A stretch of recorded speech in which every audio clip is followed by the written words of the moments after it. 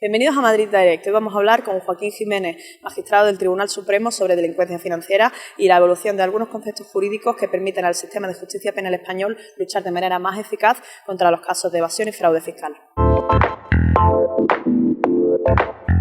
Se habla de conceptos como la ingeniería financiera, la planificación fiscal agresiva. ¿Hasta qué punto es fina esa línea entre lo legítimo y lo ilegal? ¿Suelen esconder este tipo de prácticas delitos? Sí, no, evidentemente lo que pasa es que hoy día ha habido un cambio en la concepción del dolo tradicional, que ha sido un cambio parejo a la existencia de nuevos bienes jurídicos dignos de protección de carácter colectivo, pues como puede ser el delito fiscal, como puede ser los delitos contra la ordenación del territorio, zonas verdes y demás, en los que la colectividad es la víctima, es una víctima sin rostro, pero no porque sea sin rostro no existe la víctima. Es una concepción diferente y entonces evidentemente el concepto de dolo en ese sentido de prueba del conocimiento y prueba del consentimiento hay que reestructurarlo, hay que reelaborarlo a la vista de estas nuevas realidades y lo relevante es la puesta en peligro por una persona, una puesta en peligro para determinados bienes jurídicos protegidos por la norma, que él es consciente de que los pone en peligro, pero que continúa poniéndolos sin más, con lo cual si el peligro luego se materializa en un riesgo dañoso, se le hace responsable. Esto es una consecuencia absolutamente lógica y que además no ofrece ningún problema en cuanto a la estructura, incluso al respeta, como no podía ser menos, el tema de la presunción de inocencia y demás. Pero simplemente no es tanto el querer conseguir un objetivo previsto por la ley, sino aún previsto que está protegido y puede integrar un hecho delictivo, sino que basta con que se le ponga en peligro de una manera consciente. Y entonces, vía dolo eventual, es responsable. Esto es evidente, vamos, no ofrece ninguna... es que hoy el derecho penal es el derecho penal de ataques a bienes colectivos. Estamos en una concepción en la que el usuario del juzgado de guardia ya no es solamente el procedente de las zonas, si se quiere, más marginales de la comunidad o de esos delitos un poco pasionales. No, el usuario del juzgado de guardia hoy día puede ser de las clases adineradas, personas con varios máster, con 3 idiomas, con varias carreras, que no llegan a la delincuencia desde las carencias sociales, afectivas y demás, sino desde esa abundancia. Porque junto con... no hay una clase de delincuentes, no, hay delincuencia de clase. Todas las clases sociales delinquen, de manera distinta, es cierto, pero todas delinquen. ¿El sistema penal español permite hoy una correcta asignación de responsabilidades en estos tipos de delitos de delincuencia financiera? Hombre, evidentemente siempre es mejorable. Hay tipos penales, yo acabo de decir que a veces, más que modificar atropelladamente la legislación penal al hilo de una alarma social mediáticamente instrumentalizada, quizá basta con aplicar seriamente y con rigor los tipos penales que hay. Ahora, sí que es cierto que se echa de menos, por ejemplo, 2 tipos penales que serían necesarios, a mi modo de ver, ante la situación que hoy ofrece la realidad socio-jurídico-penal española, ¿no?, de una corrupción bastante generalizada. Y es el delito de enriquecimiento ilícito, cuando hay unos patrimonios que no se justifican de dónde han salido y donde hay riesgos, o sea, hay más que sospechas, hay indicios, y por indicios se puede condenar porque es una prueba tan garantista como la prueba directa, probablemente más garantista que la prueba directa, entendiendo la prueba directa, la prueba testifical. Y junto con este delito de enriquecimiento ilícito estaría el delito de financiación ilegal de los partidos políticos. Esto permitiría cubrir una esfera importante que hoy queda ciertamente desasistida, pero en relación al resto de materias, con los tipos penales que hay, es suficiente, vamos. Hablaba de un incremento de la atención mediática también sobre este tipo de casos en España debido también al tema de la crisis. Sí. ¿Desde los tribunales también ha aumentado la frecuencia de este tipo de casos? Sí, probablemente la delincuencia empresarial económica, el delito penal económico, pues evidentemente sí, ha habido un incremento, esto es evidente, porque en las situaciones de crisis pues ocurre que normalmente son causa o son excusa para un enriquecimiento, a pesar de la crisis, de unos pocos y paralelamente un empobrecimiento de muchos. Y evidentemente hay situaciones muy lacerantes que, en fin, no es preciso concretar. ¿Tiene sentido exigir o pensar en asignar responsabilidades a entidades jurídicas? Se me ocurre entidades financieras, o empresas de auditoría, sociedades de valores. Bueno, vamos a ver, la responsabilidad de las personas jurídicas está reconocida desde la última reforma del Código Penal 2010. Entonces, es posible y además esa ha sido una conquista también al hilo de los tratados internacionales, del Convenio de Palermo y otros, que todos han establecido el principio de responsabilidad de las personas jurídicas. De tal suerte que el principio romano de la sociedad no puede delinquir hoy día ha sido superado.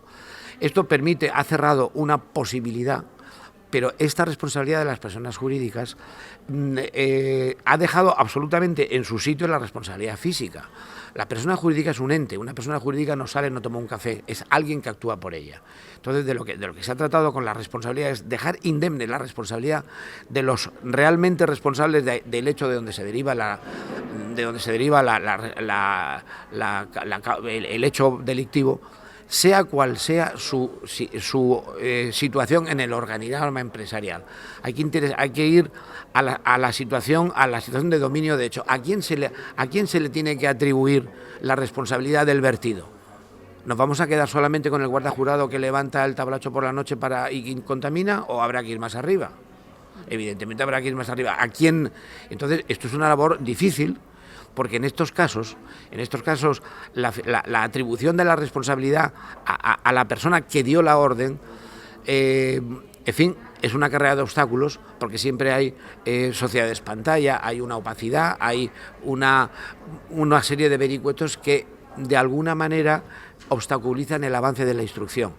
Y también hay una reflexión un poco ácida, y es que cuando se inicia una investigación de ingeniería financiera, pongamos por caso, de carácter delictivo, cuando se inicia, los autores de esa ingeniería llevan trabajando ya varios años. En tanto, el juez de instrucción recién acaba de empezar.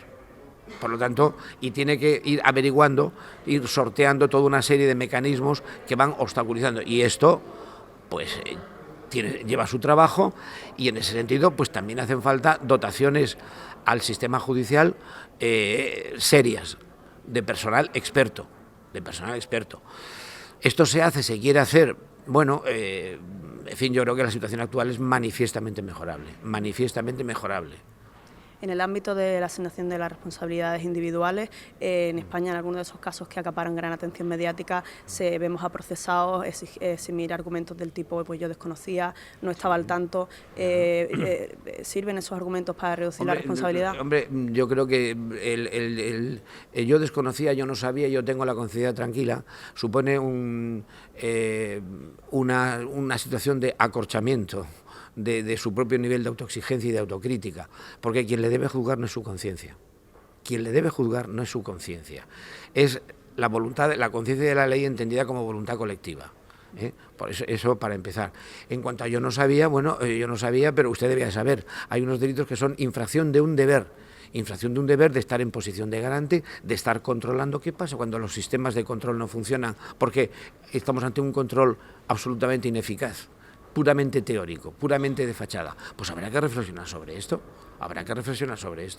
Y hay alguna resolución de la Sala Segunda del Tribunal Supremo que lo pone el acento expresamente en este sentido. O sea que esto yo no sabía.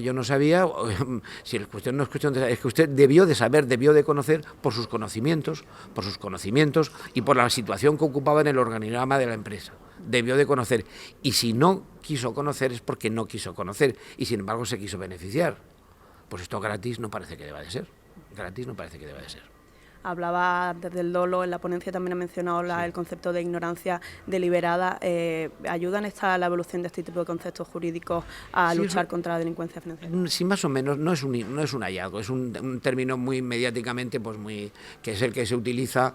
Estamos siempre en la línea, dicho de otra manera, del dolo eventual, es decir, el tema de ignorancia deliberada se utiliza, por ejemplo, en los temas de blanqueo, el típico caso de la señora o del señor que acepta pues traer una maleta que le entrega a un amigo a cambio de 1.000 euros. Casualmente desde un punto caliente, desde Colombia, yo no sabía que había y tal. Bueno, en fin, estas cosas no pasan así porque sí, ¿no? Entonces, quiero decir, el tema es, tú eres consciente de que estás poniendo en peligro un deber de vigilancia y de control. Te estás beneficiando de esa situación, Luego no puedes alegar de que yo firmaba porque se han oído perlas cultivadas, de que gente que estaba en órganos de control, digo, no, yo no controlaba nada, yo dependía del consejero delegado. Bueno, ¿pero esto qué es? Esta especie de peloteo, de evasión, no, lo que pasa es que hay que concretar, porque esto no es el café para todos, pero sí que hay que concretar penalmente en qué persona o personas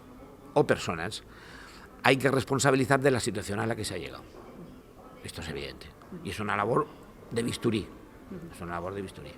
¿En qué medida cabe esperar o en qué línea cabe esperar que evolucione el sistema de justicia penal español próximamente?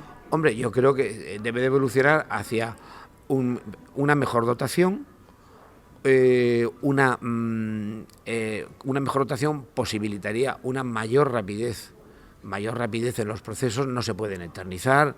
Yo también lo acabo de decir, el tema de la demora, aunque también es una demora porque los imputados, los que están siendo investigados, ponen todo tipo de excusas, ¿no? Pero, en fin, hay que responder con cierta rapidez. No hay atajos. Hay que ser riguroso con el tema de las garantías, pero hay que ser eficaz desde el respeto a las garantías, desde el respeto a las garantías que tiene el imputado, que tiene una posición asimétrica y más favorable que cualquier otra de las partes en el proceso penal, pero hay que ser eficaz. Y yo comentaba que se hace justicia tanto absolviendo como condenando. O sea, a veces se parte de la base de que una condena absolutoria es un fracaso. No, en teoría es una persona que era sospechosa de cometer un delito y no se ha llegado a concretar. Se hace justicia tanto condenando como absolviendo. Pero es cierto que el sistema de justicia penal, en una situación como la actual, debe de tener una mejor dotación, una mejor formación, y hay que tener en cuenta que el sistema de justicia penal, cuando estamos con imputados VIPs, por su situación en el mundo económico, financiero, público o privado, pues de alguna manera se trata de arrinconar. Y en ese sentido hay que tener las ideas muy claras y ser eficaz, insisto, desde las garantías en un tiempo razonable, que exige una mejora de la situación actual. Y ya para terminar, ¿qué tipo de responsabilidad, no sé si penal, pero se le puede pedir a las autoridades reguladores, tipo pues la Comisión Nacional del Mercado de Valores, Banco de España? En fin, yo tampoco quiero, no es esta la misión. Sí que ha habido alguna resolución de la Sala que pone el acento no en la exigencia de responsabilidad, sino en que los órganos de regulación del mercado tienen que funcionar como tales órganos de regulación, que no están ahí por estar, que no es algo rutinario, Y creo que esto es un deber. Hay que reflexionar sobre esta situación y poner fin a esta no regulación burocrática de que, en fin, no, eso hay que cambiar.